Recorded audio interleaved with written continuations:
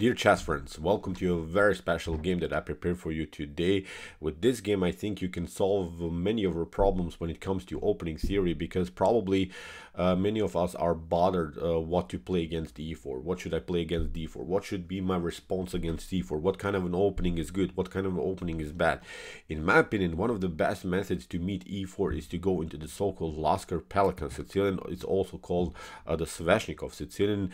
Very brilliant method to meet e4. And Magnus Carlsen played this beautiful opening in the World Championship match in 2018 against Fabiano Caruana. Never lost a game with the black pieces in this beautiful opening. And how Stockfish is playing the Lasker-Pelikan Sicilian is even more brutal, because Stockfish of course finds new opportunities, new tactical problems in the game. Stockfish sacrifices many times some pieces. So very spectacular opening. Be prepared now. I think you can really study it, because I've covered already many games here on my YouTube chess channel in this beautiful opening. So maybe you can also check out the other games to have a good preparation. Also, we have seen some winning games by white, by black. So it's really, as I said, an opening worth to study. If you're bothered, if you're maybe searching just for an opening against d4, I recommend you here really this beautiful Lasker-Pelikan Sicilian. So let's see now this beautiful sharp tactical game. Nemorino against Stockfish 15. Nemorino opened with the move e4. We have now c5 by the fish, knight to f3, knight to c6, and after d4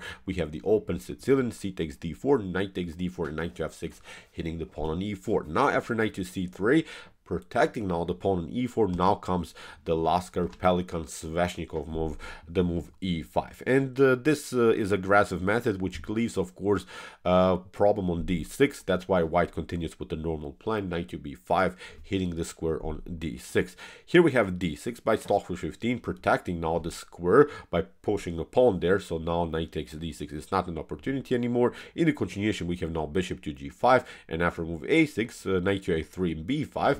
The threat is obviously now the move b4, and there are basically two approaches of white. White has to now make a decision. Should white go into this line with bishop takes f6, or into this continuation with move knight to d5?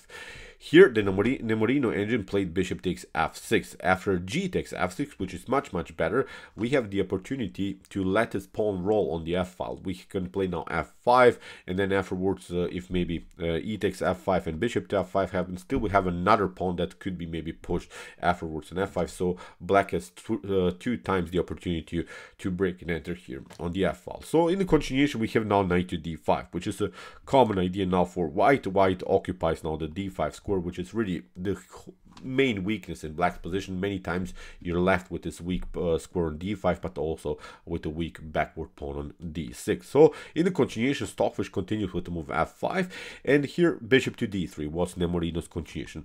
Here there is a very important line that I wanted to show you also. If e takes f5 happens, this is a line that could bother you, but actually white should not go into this line, because after bishop to f5, bishop to d3 could be maybe a white continuation, and now after bishop to the e6, bishop to e4, maybe bishop to g7, knight to f6 could be maybe a line that bothers you. But as I said, this is nothing spectacular. We just pick up here the knight on f6. Your opponent could maybe try this line, bishop to c6, but now after king to e7, bishop to a8, queen to a8.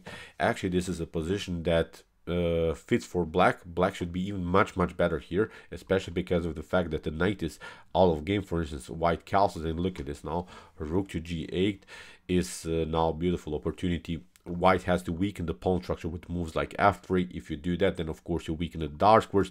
So with the bishop here, with this rook, and with the queen, and also maybe with some opportunities to push just some pawns, I guarantee you have a great game here from black's perspective. As I said, especially because of the fact that the knight is simply too far away from the action. It's now cornered here on a3. White will will to spend simply too much time in order to bring the knight back into the game. So that's why here let's go back. Bishop to d3 was the continuation. Knight e takes f5. In the continuation, we have now bishop to e6. Now of course e takes f5 is not an opportunity, because the knight on d5 would be hanging. So kingside castling, we have now bishop to d5.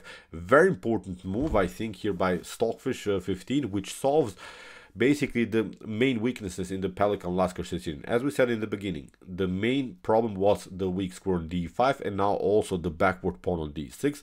Now with one move we have solved this problem. We can, after e takes d5, knight to e7, look at it, we have now suddenly, I think, a good structure. The pawn on f5 is protecting, and now we can let this pawn roll here in the center of the board. So of course white has also some chances. We cannot say this is good for black here because the king could be also in danger. So as I said, but at least we have solved the d6 problem, but also the problem of the d5. Now the d5 is hanging, so that's why here Nemorino continues with the move c4. We have now the move e4, and after bishop to e2, now bishop to g7, hitting the pawn on b2. You have to react. Rook to b1 was played now by Nemorino, and now very important move f4.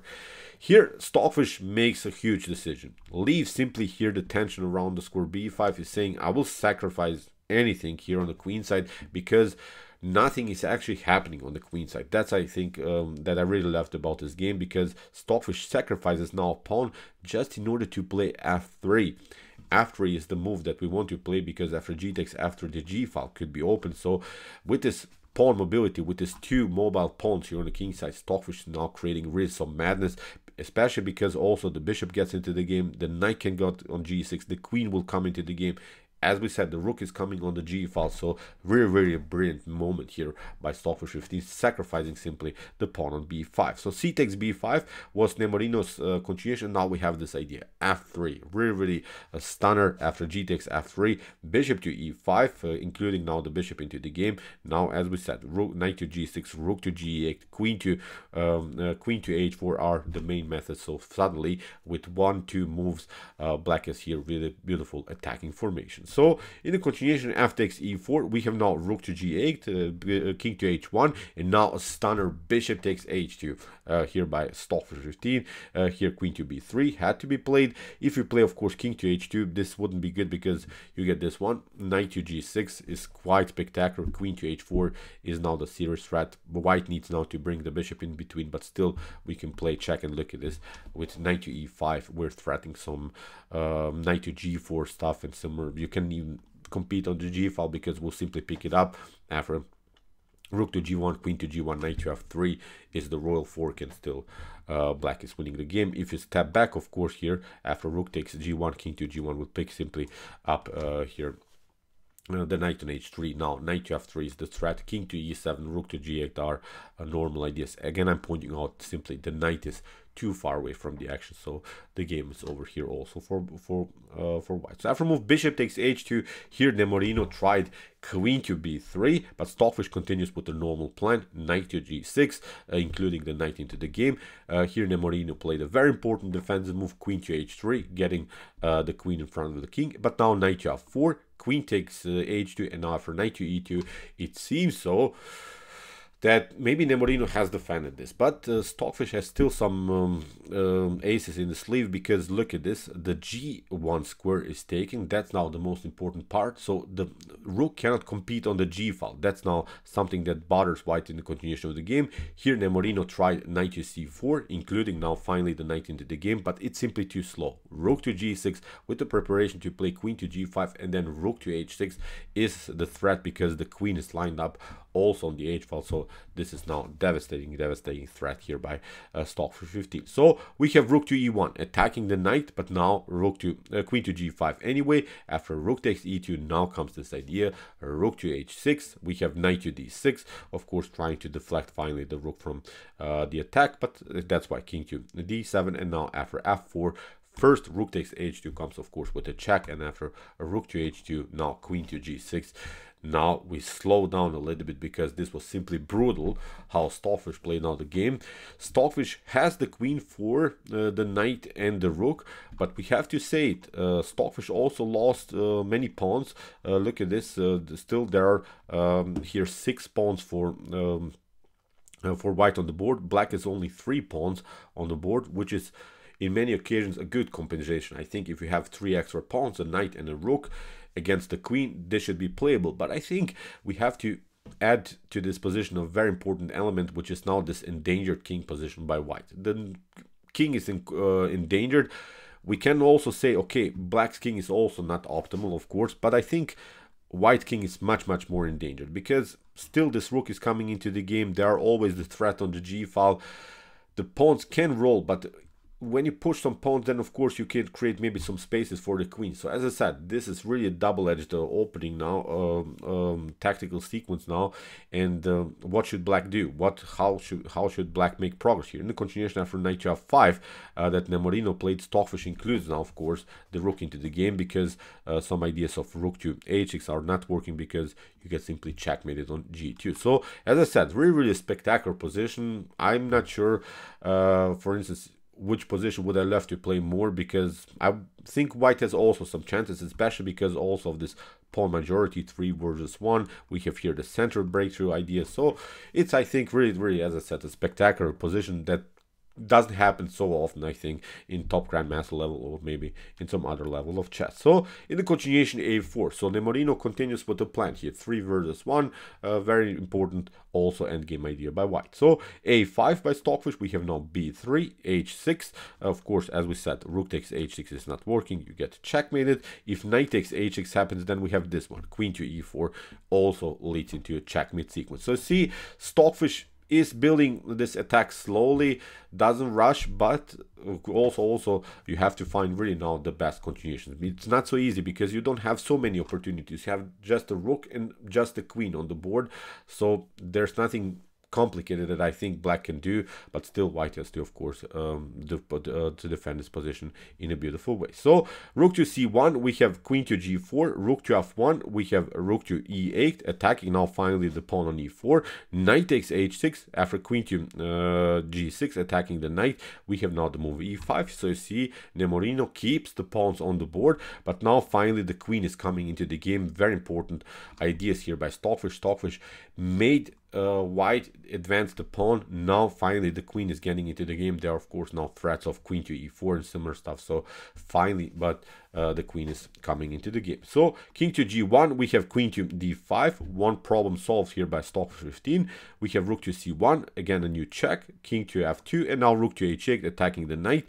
We have rook to c6. Look how Nemorino is protecting the knight in a different way. Everything is glued together, everything is compact so far for white. But now queen to e3, the queen stays active, and now there are threats of course to check, maybe also then afterwards queen to h3, and maybe some ideas of rook takes h6. So in the continuation, rook to d6, we have king to c7, king to g2. If you play, for instance, knight to f7, attacking the rook, this is not good because you get checkmated. That's also something that bothers, of course, white in the continuation of the game. Look at this, for instance, you can get this kind of a sequence. So still a complicated game here also for white to defend its positions. So after king to c7, we have king to g2, we have king to b8, b4, rook to h7, protecting now finally the pawn on f7. We have b takes a5, and look at this, Stockfish allowed here 3 versus 0 pawn majority on the queen side, but Stockfish has now the optimal setup with the rook and the queen. Stockfish plays now first the check, rook to g7, the king has to step back, and now comes a new check after king to e2, rook to g3, and now also the rook is finally coming into the game. There are no threats, of course, to first create some checks on the third rank to include then also the rook into the game. So from this point on, I think the game is much better here for black. From this point, I think it's a one-way ticket in white's favor. So rook to b6, a check. Okay, you have a couple of checks, but nothing spectacular. f5, king to e7, and now after move e6 that the Nemorino engine played. Notice that now the knight is hanging, the knight is not connected anymore to the rook. Even if you play something like f6, king to e8, you have again the new check, but now we play queen to c8, so you see you cannot again create perpetuals. If you play something like knight to f5 in this particular position, of course we play first a check, again a new check, and now you're running simply into a checkmate sequence. So that's the point. When the rook came on the third rank, when the queen was also on the third rank, it was simply a lost game here for the Nemorino engine. So really wild stuff. So as we said, after king to e7, e6 was Nemorino's continuation, but now Stockfish simply grabs the knight, rook to f3, queen to h2. Now after a couple of checks, king to d2, queen to g4, we have now a new check, but as I said, nothing spectacular. there's no way that you can do perpetuals. And here after rook to d7, actually in this position even the Nemorino engine resigned. So what's the continuation? We can play of course something like king to e8. If you maybe try to get the rook into the game, we play first a couple of checks, and now when we get this method, we have now this ladder tactic. We just play this kind of an idea, and it would be of course a beautiful checkmate here for black. So incredible game, I think. Really interesting opening theory in the beginning. Let's go back to this critical moment. I think this is very nice idea. Knight to e7. Look at this. E4 is coming, f4 is coming, so these pawns are rolling. Bishop to g7, e4, pawn on b2 is weak. So as we said, with c4, white had some chances, but still I kind of don't like this knight. The knight is always too far away from the action. So really cool opening theory here by Stockfish15 with the black pieces. So as I said, in my opinion, simply one of the best methods to meet e4. So okay, if you want to see more games about the Pelikan, Lasker, Sveshnikov, Sicilian, check out our playlist. We have now many great games, also winning by white, also winning by black. Interesting series, it's for sure. And if you want to see some other Stockfish games and maybe some other brutal tactical games like this, check out my Comment Chess Games Play by Computer series. Here's also the link of our playlist. And if you like this content, don't forget to subscribe to my channel. See you soon with some more videos, and what to say, chess is the best, of course.